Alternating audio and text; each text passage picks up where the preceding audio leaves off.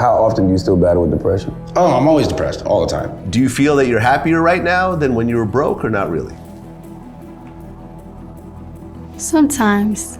I had to stop because I had everything and I was absolutely broken inside. I so badly want to be Catherine Hudson that I don't even want to look like Katy Perry anymore sometimes. Okay. I don't want to be too dark, but I genuinely didn't think I would make it to 17. You didn't think you'd make it to 17? No. From the outside, it looks like celebrities have the perfect life. But in reality, being an A-list celebrity absolutely sucks. Mental breakdowns, addictions, depression, bankruptcy, and sometimes even death. But why? Why is having what everyone else seems to want, money and fame, always seems to lead to disaster?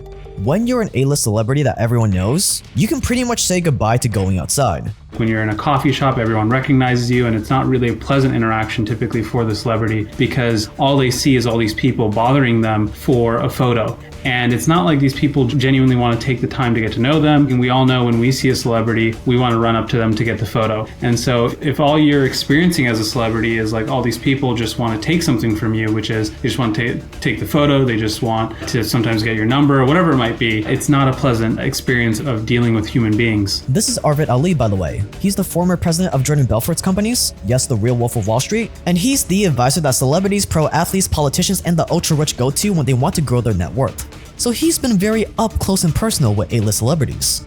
At first, all this attention will seem exciting. You're gonna feel validated. All these random people want me. But after a while, it starts to wear you down. You can't escape it. Everywhere you go, everyone knows you and wants something from you. Every little thing you do is being scrutinized and videotaped. From the way you eat food to the way you walk, to the time you spilled food on your shirt. You're always on edge. You always have to make sure you're on your best behavior. You're not allowed to be in a bad mood. Robert Pattinson explained what that's like in an interview with Premiere Magazine a couple years ago, and it does not sound great. He said that when he's in Los Angeles, he has about 40 seconds from the moment he arrives somewhere before somebody asks for his autograph. And you can bet that every errand will turn into a Photoshop with strangers. To your fans, you're more like an object than an actual human being. Basic respect just goes out the door. One time he had heart palpitations while on stage and had to be rushed to the hospital. As he's being carried in on a gurney, his nurse asks him to autograph his electrocardiogram sheet. And then there's the paparazzi.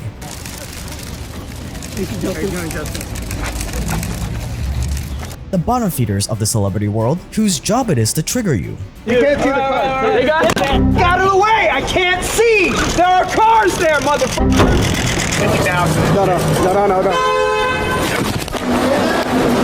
Just to move away from my children, please? Yeah, I'm not doing your children. You mind? Better keep your hands away from me. I wasn't gonna... So what's the solution? You literally just don't step foot outside. You spend your days trapped inside your home alone. So naturally they end up just staying at home all day. Most of them, they're sitting on social media, watching videos, watching Netflix, playing video games. Think about that. Humans were not meant to be locked inside alone in one location all day, every day. So naturally, as a celebrity, you're gonna get depressed and anxious. 90% of the time, they're just sitting at home all day. And, for anybody, it doesn't really matter who you are, it's very easy to become not only depressed and have anxiety, but just fundamentally, your sense of belonging really sort of disappears. You really feel quite lonely, and you feel as though the only thing that people care about when it comes to you is being able to take a photo with you so that they can brag to their friends. But Jake, that may be the case, but come on. Even though A-list celebrities have to stay inside all day, they've got to be hanging out with all the coolest friends, right? Wrong. Stay dangerous, subscribe for more, and this is why celebrities are always depressed.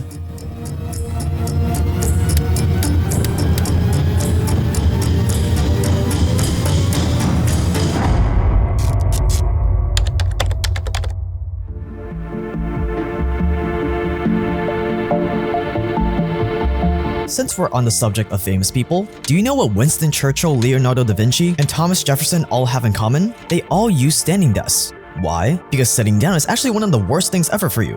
I work from home, and I find that when I'm sitting down too much, it cuts out the circulation in my legs. You get that aggressive arch in your lower back, your shoulders fold forward, giving you an unattractive posture. Sitting down is just terrible for you, which is why I've been using standing desks for over 6 years now. And I've tried a lot of brands, but when I got my hands on FlexiSpot E7, I fell in love. The desktop has pre-drilled holes unlike other brands so you don't need to drill. The next thing I noticed is that unlike other brands that have cheap plastic physical buttons, FlexiSpot has this nice touchpad that is super quick and responsive. But my favorite part is that the motors are fast. Most standing desks move really slow, which is really annoying when you're adjusting the height all the time like I do.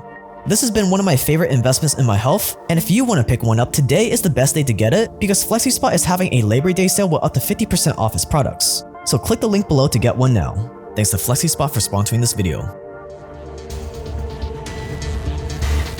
When you're at the top, you naturally can't trust anyone anymore, so say goodbye to making any new friends. You have all these people around me just kind of hanging on, wanting stuff from me, knowing that like I was living this lifestyle that they also wanted to live. But what about all their old childhood friends, you ask? Well, those that get to the top were usually the weird ones growing up, so they probably didn't have many friends. Those that get to the top also had to be pretty neurotic and obsessive to get there. They had to grow a lot as a person. So even if they did have any old friends, you can bet that they probably outgrew them. They have like a friend here or there, that some sort. It's usually something related, family or family friend that they've known. But in terms of like friends, where you hang out with your friends, I would say like probably 99% of them have zero actual friends that they hang out with regularly. But come on, the male celebrities have got to be banging all the hottest fangirls, right? Well, it's complicated.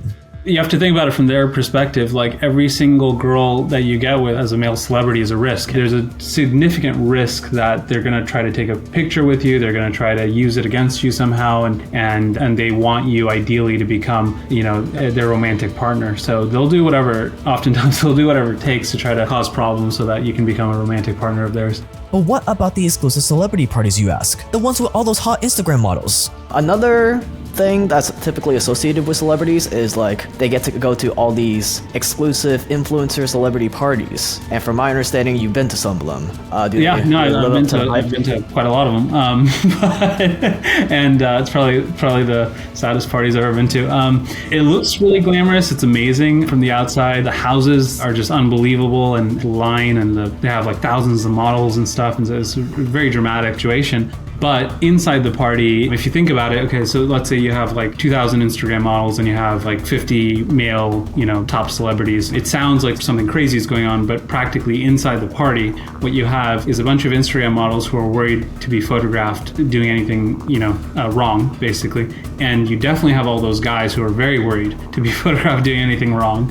And so everyone's just standing around doing nothing, and it's like almost intolerable to me because everyone's just sitting and standing by themselves. These like unbelievably famous people, they're just standing around, they're not doing anything, maybe they're just slightly mingling, and then I'm like the only person who's just basically really trying to pump up the environment and dancing by myself to get people excited. But I stopped going for a good reason. It's not a fun thing to do. I do think that there are some more wild parties that you hear about when it comes to some of the tech billionaire guys, but in terms of actual celebrities, it's very rare. But yeah, that's as much as I can go into it right now.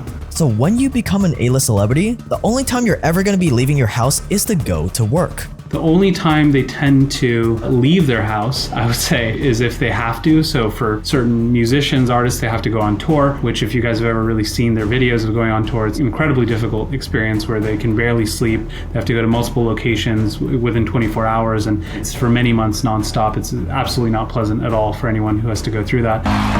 Despite the controversies, Bieber launched his Purpose World Tour in 2017, 150 concerts across 40 countries in 16 months. But what fans saw, a visibly exhausted pop star on stage. Bieber abruptly cancels the final 14 shows, posting on Instagram, "Me taking this time right now is me saying I want to be sustainable. I want my career to be sustainable, but I also want my mind, heart, and soul to be sustainable."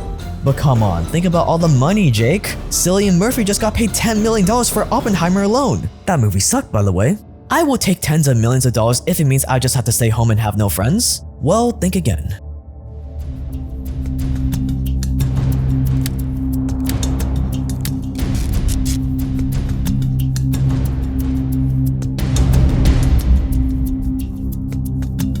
Most people think that money and fame go hand in hand, but that's far from the truth. In fact, most celebrities quickly end up broke. Think about it, they get one payday and then it's gone. most of the time their income streams are very short-lived, so that maybe they have a movie that does well or they have one album, but it's a very stressful situation because if you've just suddenly made a large sum of income in one short time frame, what happens after that short time frame? Now you're like sitting around and you don't have new income coming in. Oftentimes they become very financially stressed. I've never found a celebrity who's not extremely stressed about their income, even the ones that are multi-billionaires or whatever. But it's not just the unpredictable paydays. It's that in between the unpredictable paydays comes a lot of unexpected expenses. A celebrity will make like $10 million in 1 year, but then the next year, their income could go to like literally zero. Is that correct? And it's not just zero, it's actually quite in the negative because, maybe they make the 10 million and then during that time, their basic expenses go up. So even if, let's imagine you're not trying to live any sort of lavish lifestyle, very commonly, you'll want to take care of your closest family members, like your parents or your siblings or some of your close friends. And then your basic minimum expenditure each month, even if you're not living lavishly at all, and oftentimes you'll find with a lot of celebrities, they really don't, but their expenses, and even whether it's on the paying lawyers, paying their accountants, paying their investors, whatever it might be, their basic expenses goes up so much during those times when they do make money that the second they stop making money, they're dramatically in the negative. Britney Spears paid $17,000 per month just to transport her safely from place to place. Johnny Depp spends $150,000 per month on security for his children, and he pays another $300,000 to pay for his 40 plus other staff members. He has multiple $1 million in debts. And then there's the lawsuits. Ah yes, when you're well known and people think you have money, the pathetic maggots are gonna come, trying to sue you for every stupid little reason they can think of. And even if they have more than enough money to cover all of this, they never feel financially secure. Even the ones that are worth hundreds of millions of dollars or billions of dollars, practically speaking, because they usually didn't grow up like, ultra rich, they're always thinking about, what's their actual income. It's not this glamorous situation. I've never found a celebrity who's not extremely stressed about their income, even the ones that are multi-billionaires or whatever. If you're in their shoes, it's very hard to break from that habit of stressing about your income. And that applies to everyone, not just celebrities. I've never found someone, no matter how much money that they have, that genuinely feels like they're financially comfortable and safe. And that might just be, sort of a Western United States thing. That's another unfortunate reality. They're not living some sort of lifestyle where they're really happy and they feel like they're super rich and famous. It's more like, I'm stressed out about my finances and I can't trust anybody, and so what do? Functionally, the only answer is I'll just sit here at home alone. So how do celebrities cope with all this solitude, all this pressure? Drugs. Usually a lot of drugs. There was a time where I was sipping lean, I was popping pills, I was doing Molly, shrooms, everything, and it was just an escape for me. The reality of situations is you can't, as a world, expect to break people down constantly and not expect them to want some type of escape. I don't have a mom I can call. I don't have a father I can call. I don't have my, my aunt, who was the last thing that I had, is gone.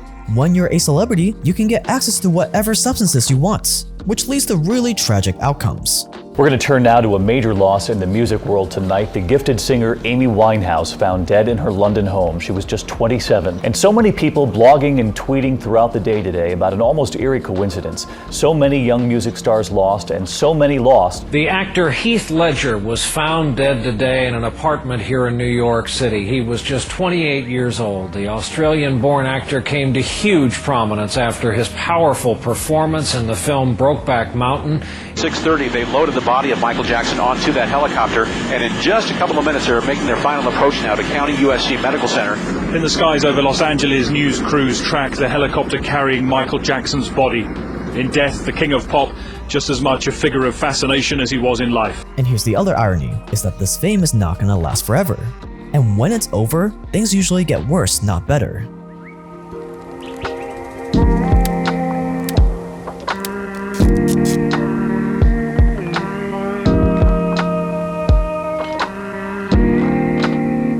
For the ones that make it out alive, fame is not gonna last forever.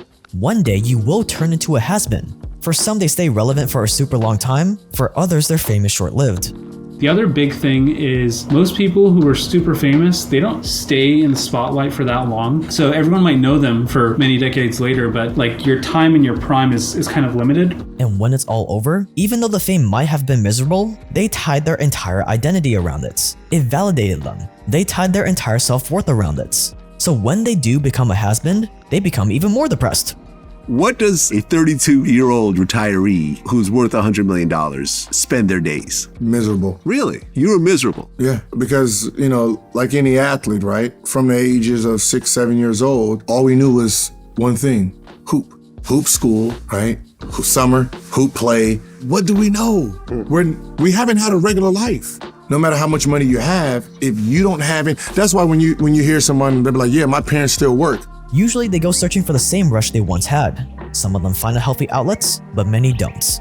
Let me answer why do I DJ. From 13 to 40, 3 times a week for an hour and a half, I would get adrenaline from people yelling and screaming. Good yelling, bad yelling, cheering, booing, it's just a part of me. When I stopped playing, I didn't have that. I get doses of it. Like I go in the rest, like I go in Nick and Sam's and I get a little clap, but that's only 30 seconds. Like, where's the rest? So I went to a concert one time and it was about 500,000 people that went to Tomorrowland in Atlanta. And that feeling came back. And I've been DJing since high school, since college. And I was like, I think I can do this because the concept of the DJ and the athlete should be the same. This is my concept. When a person pays money to see you perform, give them a good show. Okay. Being a celebrity is not all it's cracked out to be. I see that now, Jake. So I'll just become a billionaire instead. I'll have all the money in the world with none of the fame. There. Well, not so fast.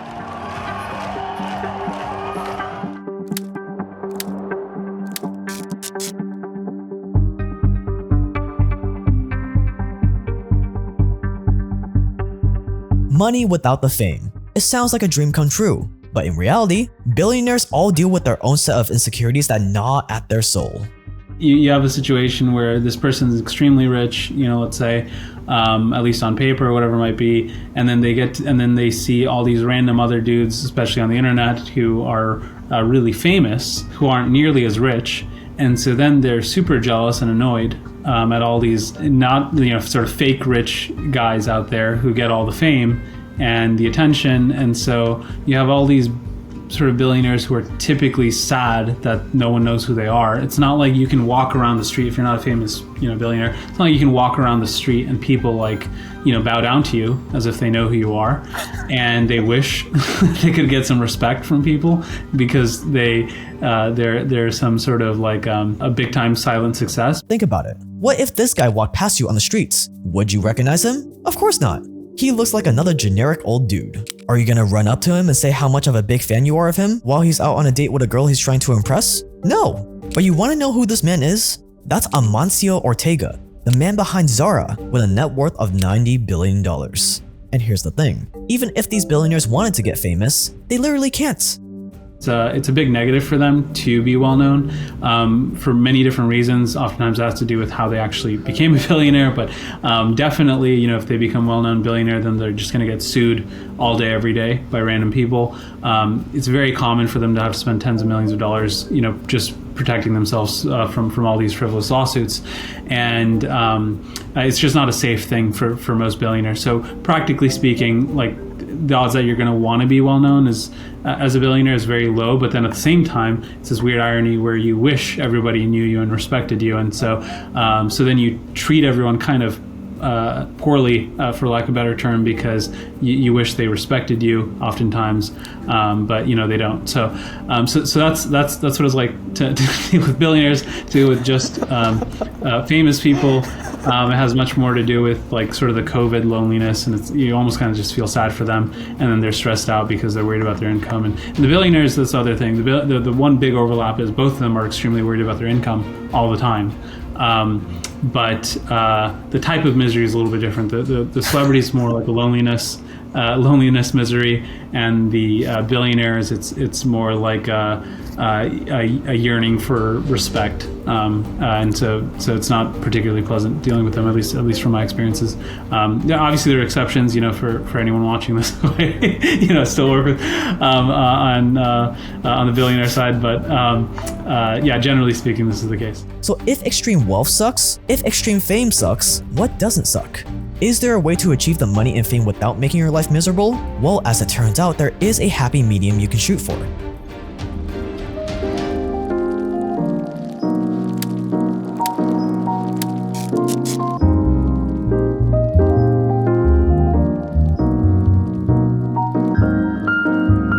great to be narrowly famous within a very specific niche. For example, like if you are a YouTuber or if you are even a singer, whatever it might be, if you have an audience and it's not even ideally it's not an insanely large audience, like 10,000 people love you, so to speak, online or wherever. Those are the people that really have the best situation where they just get to deal with their true fans, and they don't really interact with them in person all that much, but like their online interactions are nice, and then in real life they get to just experience real life whenever they want to.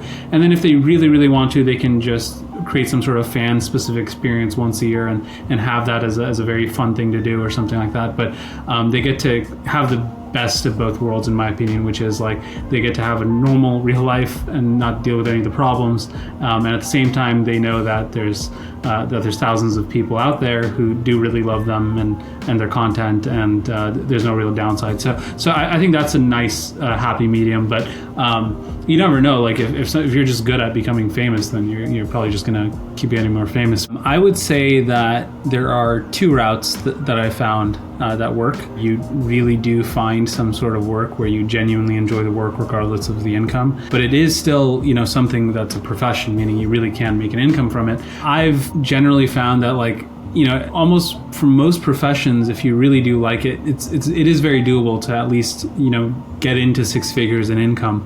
Let's even say you love doing video editing. You can work for one person as a video editor, or you can, multiply yourself and work for a few people as a video editor. So there's always a way to increase your income over time, regardless of what profession you really like. Same thing with software engineers, same things with any profession, really. You can scale yourself ideally to get to a point where you can get six figures. That's one route. The other route, I would say, is where if you really do just care about money, if you can get to a point where your focus is on having predictable, consistent income, but you don't have to work that much, that's kind of the best route. Oftentimes that might be that you create some sort of business, and eventually you hire some people to take over the work that you're doing, but you just scale it to a point where it makes, however much money is a lot of money. Practically speaking, if you are really focused on just money, the better thing to do is maybe get to seven figures and reduce your workload so that you can enjoy the seven figures. And the reason why Arvid was able to come to this conclusion is because he literally had to explore all these different avenues himself. So how'd you realize all of this? Like, because you're like super knowledgeable about the celebrity world and the billionaire world and this world of like scaling up your income. So how'd you come to this conclusion? I was mostly obsessed from a very young age to just figure out how I can retire early, because I myself was actually depressed since the age of 5. So my obsession was like, okay, I hate school, I never want to work. First went into Silicon Valley, and then I was like, oh, this is cool. All these young people are getting rich here. I can get rich as a young person. And for me, it ended up being I created a consulting firm in Silicon Valley where I served as a consultant to around 50 to 55 super fast growing startups. 6 of them ended up becoming worth well over $1 billion, and I helped a lot of those companies out at the early stages. And then after doing the consulting firm, I then got into the sort of Hollywood celebrity world just by accident, but it worked out for me because it fulfilled a lot of my requirements. I was like, okay, this is great. I can get even richer being in this world of celebrities, and I get like these celebrity name attachments to make my parents happy with me.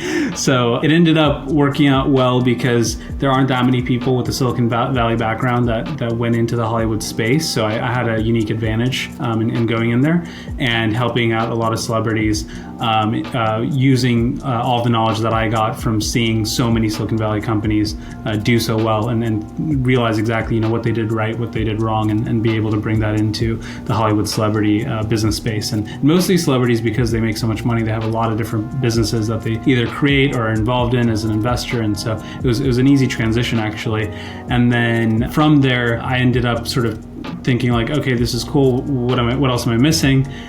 Because at that point, I was just like, I kind of want to just see what other parts of the world or aspects of the world that I'm missing. And the rest to me was with both politics and with billionaires. So then I became an advisor to those groups of people more recently. And then after having experienced that, then I fully kind of came full circle where I was like, okay, now that I've seen all that I've ever wanted to see, or actually way more than I ever wanted to or needed to see, what do I like doing?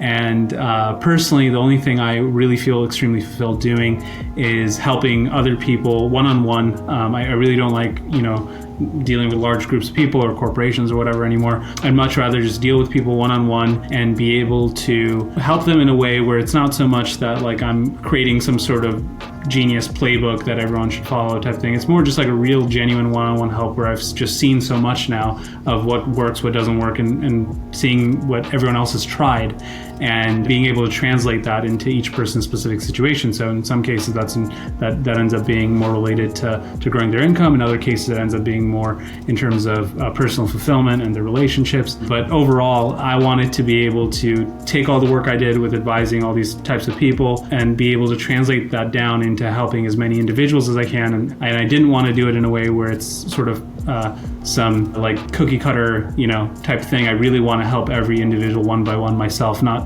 like, have somebody else do it. So that's why at this point I'm trying to help people through one-on-one calls. And I relaunched my YouTube channel, and I want to share as much as I can, and hopefully people find value from it. And what I find really interesting is that, you've taken phone calls from big corporations for like $10,000. One of our friends pays you around $10K a month just for a monthly phone call. But you doing these phone calls with, people that reach out to you, that watch your videos, you seem way more animated, way more excited about them. Getting someone to schedule a call and having a chance to help these people one-on-one, these strangers one-on-one basically, is way more exciting and fulfilling than any phone call I've ever done with any corporation. And it doesn't really matter, whether a corporation's paying me like $10,000 or $20,000 per phone call. It's not like, it doesn't really add anything exciting, to your life. Arvid recently put out a video going over his crazy life story in much more detail than what we could go over in this video. So if you're interested in learning more, click the card on the screen to watch his video now. And after you watch the video, if you want to talk one-on-one with them, you can book a call with the link in the description of that video.